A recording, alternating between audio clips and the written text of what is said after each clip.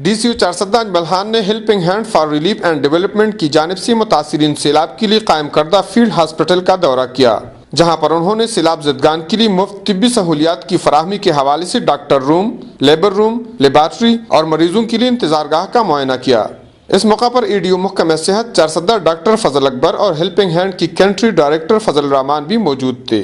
Field hospital کی lady doctor نے زچہ و بچہ کی علاج معالجے کے لیے کیے گئے انتظامات کے بارے DCO اجمل خان کو تفصیلاً آگاہ کیا، جس پر انہوں نے اعتماد کا اظہار کرتے ہوئے کہا کہ اس ہسپتال میں علاقے کے عوام بڑی حد تک صحت کی سہولیات سے مستفید ہوں گے۔ متاثرین سیلاب کے لیے تنظیم کی خدمات کو سراہتے ہوئے انہوں نے کہا کہ سیلاب سے متاثرہ خاندانوں کی بحالی کے لیے غیر سرکاری اداروں کا کردار رہتی دنیا تک یاد رکھا جائے گا۔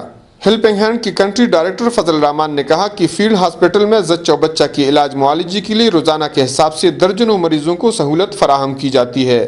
انہوں نے کہا کہ فیلڈ ہاسپٹل کے علاوہ یونین کونسل آگرہ میں واٹر فلٹریشن پلانٹ کے قیام سے روزانہ سینکڑوں افراد کو پینے کا صاف پانی مہیا ہوگا۔